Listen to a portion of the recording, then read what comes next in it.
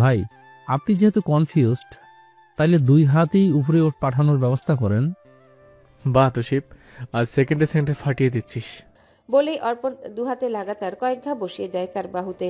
শান্ত ব্যথায় চিৎকার করলো, হাঁপাতে হাঁপাতে বলল, অর্পণ, ভালো হচ্ছে না, আমার কথা শোন। একদিকে বক্সে গান বাজছে, সঙ্গে সকলের দৃষ্টি স্টেজে। অপরদিকে 3টি ছেলেকে কুত্তার মতো পিটিয়ে চলছে। এত শব্দের মাঝে তাদের আর্তনাদ কারোর কানেই পৌঁছাচ্ছে না। কেউ হয়তো জানতেও পারবে না তাদের দৃষ্টির আড়ালে কি হয়েছে আজ। শান্ত দেহ এবার নিস্তেজ হয়ে আসছে। অর্পণ ক্লান্ত, তবুও থামছে না।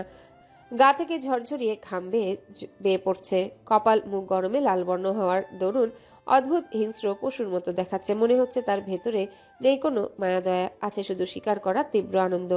উপায় না পেয়ে গলা ফাটিয়ে হাজারো আকুতি মিনতি করেও ছাড়া পেল না শান্ত। মাটিতে গড়াগড়ি খেয়ে ক্লান্ত ঠোঁটে বিড়বিড় করে জ্ঞান হারিয়ে নিথর হয়ে পড়ে রইল। তৎক্ষণাৎ ভেসে এলো মাইকে চৈতি এবং স্নিগ্ধার নাম। অর্পণের হাতসহ দেহটাও সেখানেই থেমে যায়। কিছুক্ষণ স্তব্ধ এসে পেছন ঘুরে একবার চৈতিকে দেখে নিল। মেয়েটা স্বাভাবিকভাবে মৃদু হাসছে। অর্পণ দৃষ্টি ঘুরিয়ে হাঁটু গেড়ে বসলো শান্তর নিস্তেজ দেহের সামনে। রড দ্বারা তার থুতনি উঁচু করে বলল, আশা করি আজকের স্পেশাল জামাইয়াদর ওই জীবনে ভুলবে না।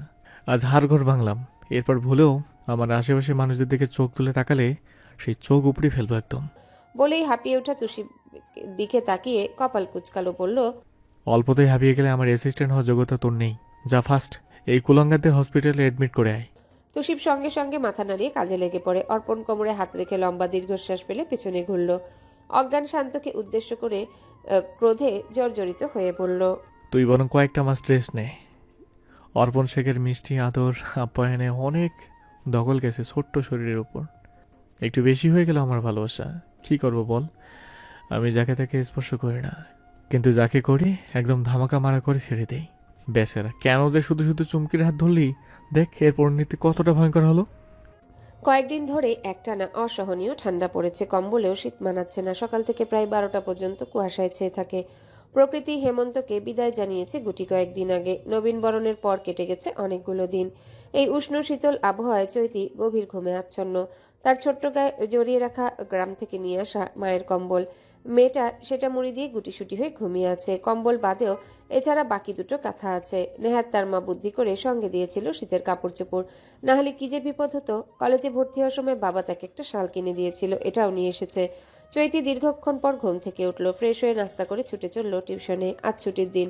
এবছর শেষের দিকে, কিছুদিনের ভেতর বিদায় জানাবে ভাব। খ্রিস্টানদের বড়দিন উপলক্ষে ভার্সিটি অফ আজকে, তাই আপাতত চৈতি তাড়াহুড়া নেই বললেই চলে। মেয়েটা দ্রুত স্টুডেন্টের বাসায় উপস্থিত হয়ে ঘণ্টাখানিক পড়ালো। আগের মাসের বেতন আটকে থাকায় আজ চৈতিকে 2 মাসের টাকায় দিয়ে দিল। চৈতি খুশিও হলো ভীষণ। আনন্দে আত্মহারা হয়ে ঝটপট টিউশন করে বিকাশের দোকানে গিয়ে কল করলো বাড়িতে। আরিফা বেগম ওপাশ থেকে আহ্লাদে আটখানা হয়ে বলল, চৈতি, মায়ের কথা মনে পড়ে না? বাড়ি তাইবি না? এখন যাইতে পারমু না আম্মা। কেমন আছো? তৎক্ষণাৎ ওপাশে মায়ের ব্যাকুল কণ্ঠ শোনা গেল, তোরে ছাড়া আমরা ভালো থাকি কেমনে? কেন যে এত দূর পড়তে দিলাম? তোর আব্বা গম্ভীর হইয়া থাকে, ঠিক মতো খায় না, কাজে মন দেয় না, সারাক্ষণ শুধু তুই। সামনাসামনি কিছু না কইলেও আমি বুঝি মেয়েটার লাগিয়া ওনার বুক ফাইটা যায়। চৈতি দীর্ঘশ্বাস ফেল। বাবার মতো তারও যে ভীষণ মনে পড়ে, কিন্তু সময় পায় কই। আব্বা কি বাড়িতেই? না, খেতে গেছে গরু নিয়া। তার কি বিশ্রাম নেওয়ার সময় আছে? সারাদিন কাজ কাজ কইরা জীবনটাই শেষ কইরা দিল। চৈতির হৃদয় জ্বলে উঠে ছোট করে বলল, আব্বারে কইবা আমি কাজ করতে নিষেধ করছি। পাগল মাইয়া আমার, কাজ না করলে খামু কি? মৃদু হেসে আরিফা বেগম চুপ করে রইল। দুজনেই কিছুক্ষণ চুপ থাকার পর তার মা কান্না গিলে ফেলে জিজ্ঞাসা করে, আইবি কবে? আমাগো কথা মনে পড়ে না? পরে মা, সময় নেই এখন, কয়দিন পর যাবো। টুকটাক কথা শেষে চৈতি জানতে চাইল, সাইমন কই গেছে মা? আরিফা বেগম সাইমনকে ডেকে দিল। চৈতি দ্রুত বলল, বিকাশে 3000 টাকা পাঠাইতেছি সাইমন, আম্মারে 2500 দিবি, বাকি 500 দিয়া তুই নিজে বাজার থেকে সুন্দর দেখা আব্বারে লুঙ্গি কিনা দিবি। এই মাসে বেশি টাকা দিতে পারলাম না, পরের মাসে তোরে আর মারে দিমু, ঠিক আছে? বুঝছস কি বললাম? সাইমন বোনের কথায় সহমত পোষণ করে বলল, বুঝছি আপু, তুই টাকা পাইলি কই?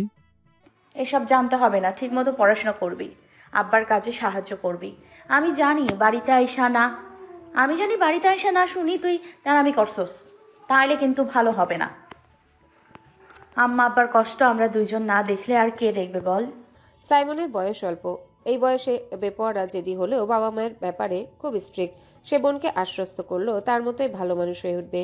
চৈতিকে সে খুব মিস করছে। বোনের সঙ্গে ঝগড়া না করতে পেরে পেটের ভাত হজম হচ্ছে না, ভালো লাগছে না। চৈতি হেসে টাকা পাঠিয়ে দিল। সামনে একটা রিকশা নিয়ে আকাশের পানে তাকিয়ে মৃদু হাসে। জীবনের সমীকরণ মেলানো ভীষণ কঠিন। মাঝে মাঝে এ সমীকরণ মেলাতে মেলাতে এই সময় শেষ হয়ে যায়। চৈতি রিকশা নিয়ে হলে ফেরার পথে খেয়াল করলো রাস্তায় ঝামেলা করছে কয়েকটা ছেলে। আশেপাশে সবাই কৌতূহল চোখে তাকিয়ে আছে। সেও তীক্ষ্ণ নয়নে পরখ করতে একটা পরিচিত মুখ দৃশ্যমান হলো। মেয়েটার দৃষ্টি আরো প্রখর হলো। সে সূক্ষ্ম নজরে তাকিয়ে আনমনে বলল, তুষির। কয়েকটা ছেলে একে অপরকে টেনে হিচড়ে মারছে। একজন আঘাত করলে অপরপক্ষ উল্টা আঘাত করছে। তুষিবও পাগলা ঘোড়ার মতো এলোপাতাড়ি মারছে। কিছুক্ষণের মধ্যেই তাদের থামানোর চেষ্টা করলো আশেপাশের লোকজন, তবু ওরা থামবার পাত্র নয়। তেড়ে গেল একে অপরের নিকট। সেকেন্ডের মাঝে রাস্তায় ভিড় হওয়া রিক্সা গাড়িও ব্যাপক জ্যামে পড়ল। চৈতি কৌতূহল বিস্মিত নয়নে ছোট্ট তুষিবকে দেখতে থাকে। বয়সী বা কত? সারাক্ষণ অর্পণের সঙ্গে ঘুরে বেড়ায়। যদি পড়ালেখা করতো তাহলে কলেজে পড়তো। প্রায় মিনিট 10 পর অনেক কষ্টে ঝামেলা মিটে। কিন্তু তুষিবের চোখ থেকে জ্বালা নিভে না। সে এত লোকের ভিড়ে পারে না সামনের ছেলেটাকে পুঁতে ফেলতে। শাসিয়ে কিছু অশ্রাব্য ভাষায় কথা বলে হাঁটা শুরু করলো। চৈতির রিক্সার সামনে এসেই তার ভয়ঙ্কর শক্ত মুখের বদলখানি রাতারাতি পাল্টে হাসি হাসি হয়ে গেল। দাঁত কেলিয়ে লম্বা সালাম দিল চৈতিকে। মেয়েটা তার ব্যবহারে হতবিহবল। অবাক নয়নে দেখার মাঝে তুষিব তার পাশের খালি জায়গায় টপ করে বসে পড়ল। আশেপাশের সকলের দৃষ্টি নিক্ষেপ হলো তখন তাদের দিকে। চৈতি পড়ল বেকায়দায়। বিরক্তে চোখ মুখ শক্ত হলো। বলল, নামো তুষিব, অন্য রিক্সায় যাও। না, এই মামা আপনি চলেন। রিক্সা মামার উদ্দেশ্যে কথা বলেই হঠাৎ চারিপাশে সকলের কৌতূহল দৃষ্টির দিকে তাকিয়ে তেতে উঠে রুক্ষ গলায় বলল, এইভাবে তাকায় আছেন কে? এটা আমার আপু লাগে, অন্য কোনো ব্যাপার নাই। সবাই নিজেদের কাম করেন মিয়া। মারার সময় তো ঠিকই টাইনে ছাড়াইলেন, এখনো বইসা আছেন কি লেগা? রিক্সা চলতে শুরু করেছে। তুষিবের মুখ থেকে আজ হরহরিয়ে খই ফুটছে। কথায় কথায় এই আপু বলছে, অথবা দুষ্টুমি করে সিনিয়র আপু। সবগুলোই অহেতুক কথাবার্তা। চৈতি ভেতরে ভেতরে রেগে ফেটে পড়লেও নিজেকে যথেষ্ট স্বাভাবিক রাখার চেষ্টা করছে। দাঁতে দাঁত চেপে সহ্য করছে ছেলেটার বকবকানি। তুষিব অনেক কথা বলে। হঠাৎ বেকুবের মতো বলল, ভাবি, অর্পণ ভাইরে আপনার কেমন লাগে? সত্যি কইবেন। যদি ভালো লাগে নিশ্চিন্তে আমারে ছোট ভাই মনে কইরা কইতে পারেন, আমি সেটিং করাই দিমু। দেখেন, এই প্রথম আপনারে ভাল লাগছে ভাবি হিসাবে, তাই শুধুমাত্র আপনারে জিজ্ঞেস করতাছি, সোজাসুজি কইয়া দেন। চৈতি হাঁ হয়ে গেল। ধৈর্যের বাঁধ ভেঙে যাওয়ায় সে খেকিয়ে ওঠে। অসভ্য, এতক্ষণ যা নয় তা বলেছ, এখন ফালতু কথা বের হচ্ছে মুখ থেকে। নামো বলছি, এই মুহূর্তে নামো। তুষিব চোখ বড় বড় করলো। অবাকের সুরে বলল, মানে কি ভাবি? আমি আবার কি ফালতু কথা বললাম? আমার যতদূর মনে পড়ে সবগুলোই দরকারি কথা। আপনি শুধু শুধু হাইপার হচ্ছেন। তুমি কি নামবে নাকি আমি নামবো? দাঁতে দাঁত শক্ত করে বলল চৈতি। তুষিব আশ্চর্য হয়ে লাফ দিয়ে নেমে পড়ল। বলল, অর্পণ ভাই যদি জানে আপনি আমার কথায় রাগ কইরা নাইমা গেছেন, তাইলে আমার মাথা ন্যাড়া করব। না বাবা, এত রিস্কে যাইতে চাই না, আপনি থাকেন। তবে বলেই একটু থামলো তুষিব। দাঁত কেলিয়ে চিল্লিয়ে বলল, আমার কথাগুলো ভেবে দেখবেন। আপনি ভাবি হইলে আমার খুব ভাল লাগবো। মাঝে মধ্যে আপনার হাতে রান্না খাওয়া যাইব। তবে আপনি বাদে বাকি সবাই আমার প্রেমিকা। চৈতি চোয়াল শক্ত করে চোখ গরম করলো। চিবিয়ে চিবিয়ে বলল, ফাজিল ছেলে, ইচ্ছে করছে ঠাড়িয়ে চড় মারি। শুধু এ শহরে নতুন বলে ছেড়ে দিলাম। আমাদের গ্রামে থাকলে তোকে সহ ওই অর্পণকেও গলা টিপে খুন করতাম, বেয়াদব ছেলে। বলেই চৈতি ঘন ঘন শ্বাস ফেলল। সামনে ব্যস্ত নগরীর রাস্তাঘাটে চেয়ে নিজের চাপা রাগ নিয়ন্ত্রণ করলো। মনে মনে চাইলো অর্পণ দূরে থাকুন। ওই ছেলেটা যে অদ্ভুত, কিন্তু তবুও কেন বেহা এমন তার কথা শুনলে হেসে ওঠে। তাকে দূর থেকে এক ঝলক দেখলে খুশির দোলা লাগে। কেন হয় এসব? আজকাল এসব উদ্ভট প্রশ্নের উত্তর মেলানো দুষ্কর। অর্ণবের ছুটি শেষের দিকে, আর মাত্র সপ্তাহখানেক পর চলে যাবে সিলেটে। দেখতে দেখতে সময়গুলো চোখের পলকে চলে গেল। পরিবারের সঙ্গে কাটিয়ে খুব একটা খারাপ যায়নি। সকাল থেকে পায়েল শেখ বিভিন্ন রকম পিঠা বানালেন। অর্পণ অল্প খেয়ে তৃষ্ণাকে নিয়ে কোচিংয়ে চলে গেল। প্রায় 2 ঘন্টা পর বাসায় এসে দেখলো এখনো অর্পণ ওঠেনি। কিভাবে উঠবে? ঘুমিয়েছে রাত 3টায়। তৃষ্ণা চিৎকার চেঁচামেচি করে ভাইয়ের ঘুম ভাঙালো। এই ঠান্ডায় কম্বল মুড়ি দেওয়া অর্পণের দেহ থেকে টেনে হিচড়ে কম্বল সরাতে গিয়ে সখানে গালিও খেলো। তবুও মেয়েটা দমল না। অর্পণের ঝাঁঝালো গলা, রাগী দৃষ্টি সব উপেক্ষা করে উল্টো চিবিয়ে চিবিয়ে বলল, তুই 5 সেকেন্ডের মধ্যে না উঠলে আমি ফ্রিজের পানিতে চুবানি খাওয়াবো তোকে। অর্পণ কটমট করে তাকিয়ে কম্বল শক্ত হাতে টানা দিল, কিন্তু মেয়েটা এমনভাবে তার উপর চেপে বসে আছে, ব্যর্থ হলো সে। রাগে গজগজ করতে করতে উঠে যেতে যেতে বলল, সব কটাকে টিপে মেরে ফেলবো। তোমার বিয়ের পর তৃষ্ণা আর বিরক্ত করবে না, তখন কি ভাবির উপর রেগেও তাকে মার্ডার করবে? করবো। অর্পণের কাটকাট গলা শুনে খিলখিল করে হেসে ফেলল তৃষ্ণা। অর্ণব ড্রয়িং রুম থেকে সবই দেখছিল। সে দীর্ঘশ্বাস ফেলল। কিয়ৎক্ষণ পরে অর্পণ চেয়ারে বসে তার উদ্দেশ্যে জিজ্ঞাসা করল, বউ কি অন্য ছেলের সঙ্গে বেগে গেছে? অর্ণব ভ্রু কুচকালো, না বুঝার মতো করে বলল, কি বললি? বললাম এই বাসায় লাল টুকটুকে একটা মিষ্টি বউ চঞ্চল পায়ে ঘুরঘুর করলে কেমন হয়? বলেই ঠান্ডা হয়ে যাওয়া ভাপা পিঠার কামড় বসালো অর্পণ। তার কথায় অর্ণবের ভুরু আরো কুচকে গেল। থমথমে মুখে বলল, মানে বিয়ে করবি তুই? বড় ভাইকে রেখে এখন বউ ঘরে তুলবি? দেখ অর্পণ, আমি তোর বড়, তোর উচিত আমার পর বিয়ে করা। অর্পণ খাওয়ার মাঝে খুকখুক করে কেসে উঠল। তৎক্ষণাৎ তার পিঠে ঠাস ঠাস করে থাপ্পড় মেরে স্বাভাবিক করলো ছেলেটা। বলল, বিয়ে করবি সমস্যা নেই, কিন্তু আগে নিজের পায়ে দাঁড়া। অর্পণ খাওয়া ছেড়ে উঠে দাঁড়ায়। রাগে মাথা গরম হচ্ছে তার। সে কখন বলল বিয়ে করতে চায়? ও তো চেয়েছিল অর্ণবে সেটিং করতে। অসহ্য এই বলদ ছেলে কিছুই বুঝে না। অর্পণ তেড়ে গেল। আমি কি তার পায়ে দাঁড়িয়ে আছি? জল জ্বলন্ত দুটো পা দেখছিস না বাল? কে তোকে এসব চাকরি দিল? সাধারণ নলেজটুকু নেই তোর? অর্ণব হকচকিয়ে উঠে আমতা আমতা করে মৃদু হাসার চেষ্টা করে বলল, চাকরিটা তোর শ্বশুর দেয় না নিশ্চয়ই? অর্ণবের বাচ্চা মটকা গরম করবি না, তুই জলদি ফুট এখান থেকে, শালা বাটপার। বলেই অর্পণ চেয়ার থেকে কালো টি শার্ট হাতে তুলেই বেরিয়ে গেল। মনে মনে হাসলো অর্ণব। ধীর পায়ে রুমে যেতেই মনে পড়ল ছাদের ফুল গাছগুলোর কথা। জলদি সিঁড়ি বেয়ে উপরে উঠে ছাদে প্রবেশ করলো। তৎক্ষণাৎ চোখ আটকে গেল সামনে সদ্য গোসল করা রমণীর সতেজ মুখখানার পানে। মেয়েটার পেছনে ঘুরে খোলা চুল তোয়ালে দিয়ে মুছছে, পাশেই কাপড় মেলে দিচ্ছে মিষ্টি। প্রতিবারের মতো এবারও স্নিগ্ধাকে এই রূপে দেখে বুকের ভেতরে যন্ত্রটা লাফিয়ে উঠল। আনমনে এক পা করে এগিয়ে ঠিক তার পেছনে দাঁড়ালো। মিষ্টি খেয়াল করলো তার চাহনি। তৎক্ষণাৎ চট করে বুঝতে পেরে খিলখিল করে হেসে বলল, ভাইয়া আপনি? আচ্ছা থাকুন থাকুন, আমি তৃষ্ণাপুর কাছে যাচ্ছি। পরক্ষণেই থতমত খেলো বেচারা। স্নিগ্ধা ও মিষ্টির কথায় তার পেছনে ঘুরে মুখোমুখি হলো। ছেলেটা অপ্রস্তুত হয়ে বলল, মিষ্টি চলে যাচ্ছে কেন? থাকো না, আমি টবে পানি দিয়ে চলে যাব, তোমরা রোদ পোহাও। মিষ্টি শুনলই না তার কথা। নাচতে নাচতে চলে গেল নিচে। স্নিগ্ধা ঘাড় ঘুরিয়ে সম্পূর্ণ ছাদে চোখ বুলিয়ে নিল। এরপর বাঁকা চোখে বলল, এই রোদেও আপনি ঘামছেন অর্ণব শেখ? চট করে অজান্তে হাত চলে গেল কপালে গালে। পরক্ষণে কপাল কুঁচকে গেল। সামনে তাকাতেই দেখলো স্নিগ্ধা হেসে লুটোপুটি খাচ্ছে। নিজের বোকামি বুঝতে পেরে ফোঁস করে নিঃশ্বাস ফেলল। মেয়েটা বড্ড দুষ্টু, কেমন বোকা বানিয়ে দিল।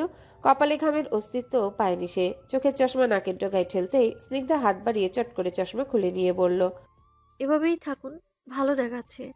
অর্ণব প্রথমে হতভম্ব হলেও পরক্ষণে নিজেকে সামলে নিয়ে বলল, আপনার কি ধারণা আমি চশমা ছাড়া চোখে দেখি না? স্নিগ্ধা কোমর বাঁকা করে রেলিং ঘেঁষে দাঁড়িয়ে উত্তর দিল, একদম নয়, তবে চশমা ছাড়া আপনাদের দু ভাইকে আমি আলাদা করতে পারবো না। কি একটা বাজে পরিস্থিতি যদি হঠাৎ আপনি চশমা ছাড়া আমার কাছে আসেন, এরপর আমি ভুল করে অর্পণ ভেবে উল্টাপাল্টা কিছু করি, তখন ছি। বলে স্নিগ্ধা জিহ্বা কাটল। অর্ণবের মুখটা কালো হয়ে যায়। সে অবাক না হয়ে মেয়েটাকে পরখ করে ভাবলো অনেক কিছুই। তার মানে কি স্নিগ্ধা অর্পণকে ভালোবাসে? হৃদয়ে ছটফটিয়ে উঠল বন্দি পাখিটা। হাঁসফাঁস করে আজ ভয়াবহ এক কথা জিজ্ঞেস করেই ফেলল, উল্টাপাল্টা মানে? আপনি কি অর্পণকে ভালোবাসেন? অর্ণবের বোকা বোকা কথায় মেয়েটা শব্দ করে হেসে ওঠে, যেন মজার কোনো জোকস করেছে সামনের যুবক। যা দেখে রাগে গা পিত্তি জ্বলে ওঠে অর্ণবের। সে দ্রুত জায়গা ত্যাগ করে টবের নিকট গেল। হঠাৎ করে তার পরিবর্তনে স্নিগ্ধা বিস্মিত হলো। চশমা হাতে নিয়ে ব্যস্ত পায়ে অর্ণবের পাশে দাঁড়িয়ে বলল, আরে রেগে যাচ্ছেন নাকি? আমার কথা না শুনে হাইপার হচ্ছেন? আপনি ভাবলেন কিভাবে ওই অর্পণ কুত্তাকে আমি ভালোবাসবো? ছি, ওকে আমি পারলে ঝামা ঘষা দিই, শালা কুত্তা একটা। জীবনে সুখের জীবনটাকে একদম নরক বানিয়ে দিল। টবে পানি দেওয়া অর্ণবের হাত থেমে গেল। ঘাড় বাঁকিয়ে স্নিগ্ধার শক্ত চাহনি দেখে দাঁতে দাঁত চাপলো। সে বলল, স্নিগ্ধা, কার কাছে কি বদনাম করছেন? ভুলে যাবেন না, অর্পণ আমার ভাই। বলেই বিরক্ত চোখে মুখে দূরে সরে গেল অর্ণব। স্নিগ্ধা পড়ল মহাবিপদে। মনে মনে কয়েকশো গালি দিল নিজেকে। এ কার কাছে কি বলল সে?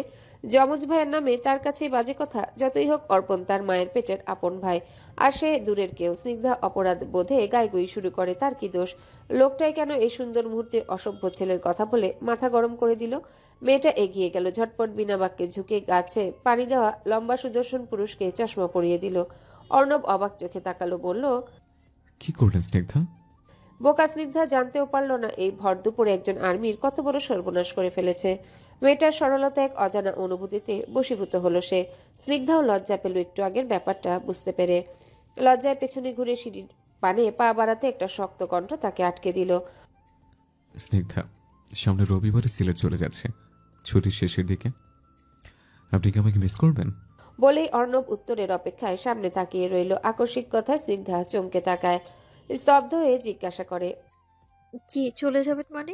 অর্ণব দীর্ঘশ্বাস ফেলল। ধীর পায়ে মেয়েটার সামনে দাঁড়িয়ে চোখে চোখ রেখে বলল, আমাকে এবার যেতে হবে স্নিগ্ধা, মিস করব ভীষণ। এই কয়েক মাসের প্রতিটি দিনগুলোতে আপনার সঙ্গে কাটানোর প্রতিটা মুহূর্ত স্মৃতি হয়ে যাবে। আপনি আমার কাছে স্পেশাল হয়ে উঠেছেন। স্নিগ্ধা পাথরের মতো ঠায় দাঁড়িয়ে। তার বিশ্বাস করতে কষ্ট হচ্ছে সত্যি অর্ণব চলে যাবে। হঠাৎ করে কান্না পাচ্ছে খুব। ভেতরের কান্নাগুলো হালকা ঢোক গিলে রয়ে শয়ে বলল, সত্যি চলে যাবেন? অর্ণব মৃদু হাসলো। আচমকাই মেয়েটার নাক টিপে দিয়ে ফিসফিস করে বলল, হ্যাঁ, তবে আপনি স্মরণ করলে চলে এসে চিন্তা ভাবনা করতে পারি। আমার কথায় আমি কি স্পেশাল? স্নিগ্ধা অবাক কণ্ঠ। অর্ণব হ্যাঁ সূচক মাথা ঝাঁকালো। মেয়েটার দৃষ্টি আরো প্রখর হয়। জিজ্ঞাসা করলো, আসলেই? হুম। যদি বলি থেকে যান? মুহূর্তেই থমকে গেল বেচারা। হতাশার শ্বাস ফেলে বলল, এখন সম্ভব নয়। স্নিগ্ধা অনুভব করলো তার পা দুটো ঠান্ডা হয়ে আসছে। এত রোদের মাঝেও কাঁপতে শুরু করলো। নিজের মনের বিরুদ্ধে আজ যেতে পারল না। পাগলামি কণ্ঠে শুধালো, আপনি আসলেই চলে যাচ্ছেন? অর্ণব চোখ বন্ধ করে নেয়। তারও যে হঠাৎ কষ্ট অনুভব হচ্ছে। মাথা ঝাঁকাতে স্নিগ্ধা দৌড়ে বেরিয়ে গেল। উচ্চস্বরে বলল, আমার যদি আটকানোর অধিকার থাকতো সেই সন্ধিক্ষণে আপনাকে কখনো আমি যেতে দিতাম না। ভালো থাকবেন। অর্ণব বিস্মিত নয়নে চট করে তাকালো। মেয়েটার এই কথাই কি ছিল? এভাবে বুকের ভেতর কষ্ট হচ্ছে কেন? এই কতগুলো দিন, প্রতিটা মুহূর্ত সবই তার কাছে স্পেশাল। সেদিন সন্ধ্যার রিকশায় পাশাপাশি বসে আসা সবই যেন মধুর। অর্ণব আকাশের পানে তাকিয়ে দীর্ঘশ্বাস ফেলে মনে করলো সেদিনকার মিষ্টি মুহূর্ত।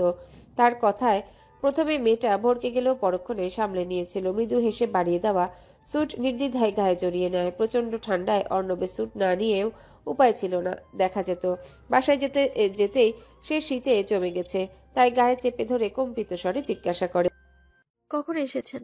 অর্ণবের দৃষ্টি তখনও তার দিকে। সে ওভাবে শাড়ি পরিহিতা রমণীর পানে তাকিয়ে জবাব দিয়েছিল, অনেকক্ষণ আগেই। স্নিগ্ধা চুপ করে রইল। কথা বলার মতো ভাষা খুঁজে পেল না। অর্ণব দীর্ঘক্ষণ পর নিজেই নীরবতা ভেঙে বলল, আপনি কি ক্লান্ত? চাইলে আমার কাঁধে মাথা রাখতে পারেন। কথাটা শোনা মাত্রই লজ্জায় স্নিগ্ধা মস্তক নত করেছিল। লোকটা ইদানিং যা তা বলে ফেলে। তৎক্ষণাৎ শোনা যায় পাশ থেকে হাসির শব্দ। মেয়েটা ফ্যালফ্যাল করে তাকায়। হঠাৎই অর্ণব নিজেই দুজনার দূরত্ব ঘুচিয়ে স্নিগ্ধার মাথা আগলে নিল তার বুকে। মেয়েটা লজ্জায় আড়ষ্ট হলো। মাথা শক্ত করে একটু পিছিয়ে বলল, কি করছেন? পাগল হয়ে গেলেন? মাঝে মধ্যে পাগল হলে দোষ কি? রাখুন না কাঁধে মাথা। বলেই অর্ণব তার কাঁধে মাথা রাখলো। মেয়েটা অদ্ভুত শিহরণে হাঁসফাঁস করে ওঠে। কিছু বলতে যেতে ছেলেটা তার চিবুকে হাত রেখে ফিসফিস করে বলে, নড়বেন না, এভাবেই থাকুন।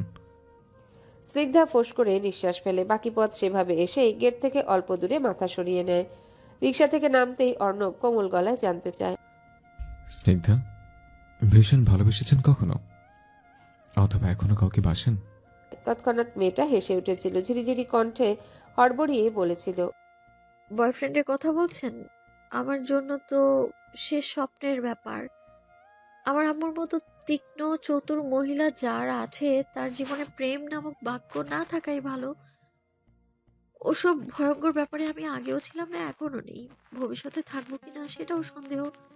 যদি আম্মু বলে তাহলে থাকতে পারি। বলেই মেয়েটা দৌড়ের উপর চলে গেল ফ্ল্যাটে। অর্ণব হা করে তাকিয়ে রইল। মেয়েটা তবে এতই মায়ের শাসনে শাসিত। ঘটনাগুলো মনে করে স্নিগ্ধা দরজা বন্ধ করে বালিশে মুখ গুজে কেঁদে উঠল। আজ এই মুহূর্তে এসে তার বুকের ভেতরটা দুমড়ে মুচড়ে যাচ্ছে। যতবারই মনে হচ্ছে অর্ণব বেশি দিন এখানে নেই, চলে যাবে দূরে, ততবারই বেহায়া মনটা কষ্টে শেষ হয়ে যাচ্ছে। এই অনুভূতির নাম কি দিবে সে? অজানা কারোর জন্য কষ্ট লাগলে তাকে কি বলে? হাজার ভেবে উত্তর খুঁজে পেল না স্নিগ্ধা। ডুকরে উঠে গুঙিয়ে কাঁদলো এই প্রথম অচেনা এক যুবকের জন্য, যার সঙ্গে 3 মাসেরও কম সময়ের পরিচয়। তার জন্য আজকাল মনটা বড্ড পড়ছে। কেন তাকে মিস করবে সে? কোন অধিকারে? তাদের কি অধিকার দেওয়া নেওয়ার মতো সম্পর্ক হয়েছে? কই স্নিগ্ধার তো তেমন কিছু মনে হয় না। অর্ণব তো তাকে আশা দেয়নি, তবু এই কষ্টের নাম কি দেবে সে? কেন পড়ছে হৃদয়? প্রিয় একটা জিনিস দূরে গেলে যেমন খরার মতো তৃষ্ণা পায়, তারও ঠিক সেই অনুভূতি হচ্ছে। মেয়েটা নাকের পানি চোখের পানি এই প্রথম এক করলো। সন্ধ্যার আগ মুহূর্ত। অর্পণ খোলা আকাশের নিচে একটা মার্কেটের সামনে টঙের দোকানে বসে চা খাচ্ছে। পাশেই তুষির। ছেলেটার চোখ মুখ অস্বাভাবিক। অর্পণ সকালের ঘটনা জানতে পেরে কয়েক দফা ঝেড়েছে। প্রথমত অহেতুক রাগে ঝামেলা সৃষ্টি, দ্বিতীয়ত চৈতিকে ডাইরেক্ট ভাবি পর্যন্ত বানিয়ে ফেলল। তুষিব গালি খেয়ে মাথা নিচু করে বসে আছে, অপেক্ষা করছে অর্পণের মুখ থেকে আরো 1000 খানেক গালি শোনার জন্যে। পুরা 3 কাপ চা শেষ করে সিগারেট ধরালো অর্পণ। লম্বা টান দিয়ে উঠে পড়ল। দুহাত পকেটে গুজে হনহনিয়ে সামনে যেতে যেতে বলল, হ্যালো বন্ধুরা, পরবর্তী পার্ট খুব তাড়াতাড়ি আসবে, তো সবাই অপেক্ষায় থাকো। আর চ্যানেলটি যারা এখনো সাবস্ক্রাইব করনি তারা পরবর্তী পার্ট দেখার জন্য চ্যানেলটি সাবস্ক্রাইব করে রেখো। ধন্যবাদ সবাইকে, আমাদের সাথেই থেকো।